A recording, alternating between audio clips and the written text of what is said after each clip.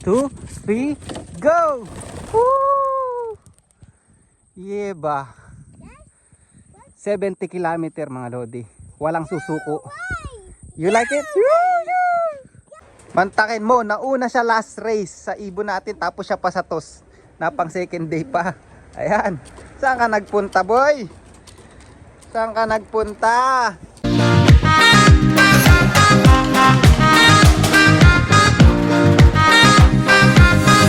So yun mga kalapatids, nakita nyo na naman yung pagmumukha ko. So for today's video yan, dahil nag-drive kami ni Sexy Tari.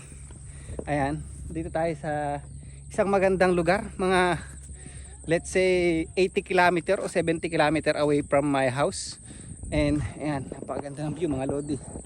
Ayan, kitang-kita yung kabundukan. Nagulat kayo, nag-vlog ako bigla, no? Hindi pa naman tayo mag-stop sa racing. Siyempre kasama sa pag-iibon yung paggulong o pagkatalo. Yan mga lodi. Yan, nandun si Sexy Tari dun sa loob ng bahay na yun mga lodi. Sa White House nandun siya, may ginagawa siya dun. But anyway, nandito tayo at kasama natin itong mga ibon natin. Ayan sila mga lodi. At ayan oh. Ayan sila oh. Ayan, ayan. Nakasubog pala tayo yan. Ayan sila oh. Lodi oh. Ayan sila oh. Ayan oh. Ayan oh. Ayan oh. Ayan. So, ayan mga lodi. So, ayan, maraming salamat ulit dun sa mga nag-comment sa last vlog ko na stop na tayo sa racing. And yun, balik tayo sa racing mga lodi. Pinagpupukusan ko ngayon susunod na lap. Move on na tayo. Yan. Meron mga nag-comment doon ng mga positive at negative. Maraming salamat pa rin. Lalong-lalo sa mga supporter ko, mga solid supporter ko. Hindi ko nababanggitin yung mga pangalan, but maraming salamat sa mga gandang comment nyo. Yan. So, tuloy ang laban mga lodi. Kaya ayan, itotos natin sila ngayon. Dahil sa Saturday, lipad na naman sila ng 430 km from Levin to Auckland, New Zealand mga lodi. Ayan, okay? Alright. Ayan, bali 10:52 na dito mga lodi. At pakakawalan na natin to. Ibo dito ka, pakawalan mo. Come here. Ayan. Sit down. Ayan. Okay, dito ka, dito. No. Come here, up here. Sit down dyan. Yan, sit down. Then open. Open mo, ganun mo. Okay, wait. Bilang ka, 1, 2, 3, go! Woo!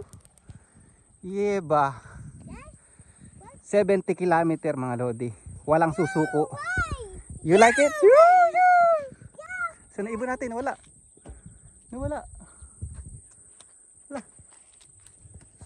Saan dumaretso? Saan? Sana sab? Nawala agad oh. Ayun, galing ni Isab, ayun.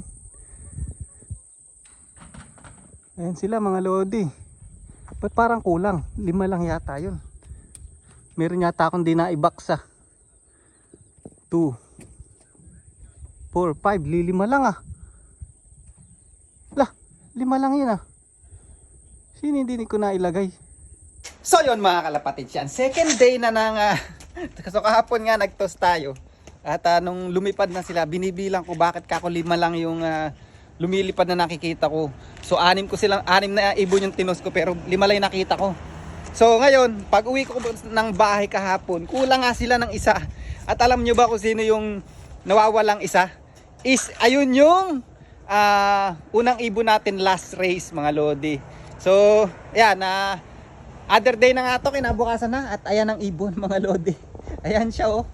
Si 3150, kapatid nito ng favorite natin. Siya yung unang ibon natin last race mga lodi. So mukhang naligaw siya mga lodi, nagliwaliw, bumaklas dun sa 5. At yan, second day, awa ng Diyos at nakauwi pa rin siya.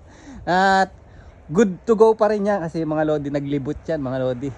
At talagang baga nag-explore. Yan. Anyway, meron tayong dalang pagkain para sa kanya bago natin papasukin yan eh.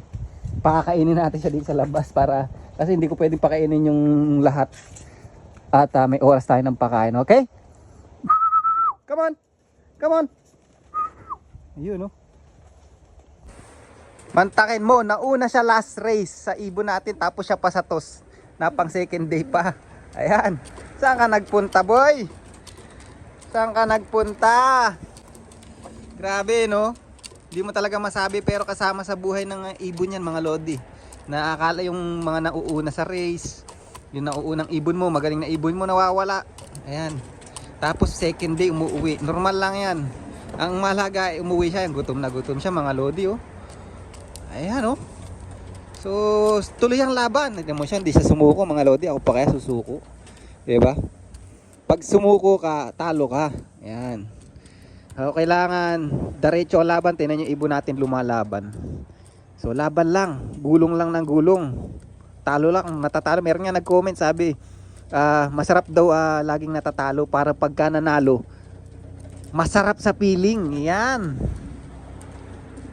Okay, gutom na gutom siya, oh. Sige lang, good job. At nakauwi ka pa rin, re-recover natin yan. Ayan, oh. Saan ka nagpunta kahapon? Ano nangyari sa'yo?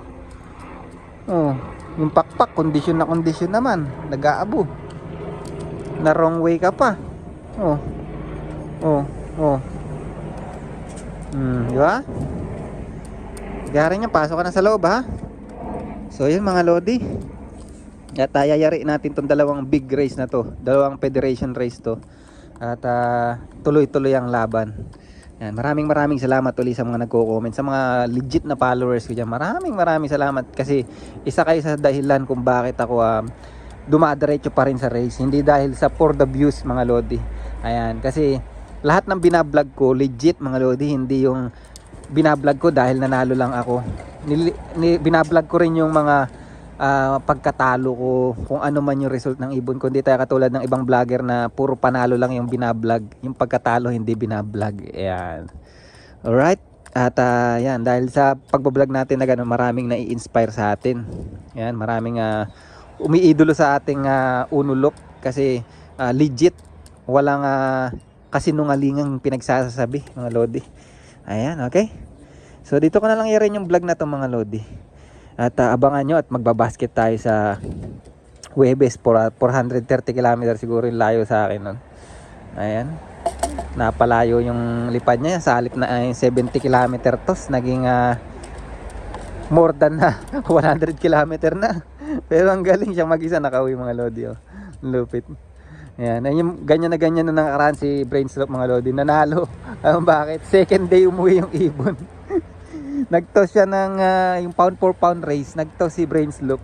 Ang ibon niya nagsiuwi, second day na yung iba. Ayan, kasi minsan may sumasabay yung ibon dun sa mga pantail. Ayan. So yung nung nagtoss siya nun, ang pound for pound race is Sabado na, tapos basketing Thursday yata. And then nagtoss siya ng mga Tuesday yata. So parang 2 to 3 days na lang is basketing na. Nangawala pa yung ibon niya. So syempre yung conditioning nun nawala na, nasira na yung momentum. Pero galing, nakauwi pa rin, mga lodi. Nakakita nyo naman ang performance si parang Brainslope. So baka pala hindi na ako makapag-race ng Old Bird season. Sa ako na lang sasabihin yung dahilan. At marami akong i-out na ibon.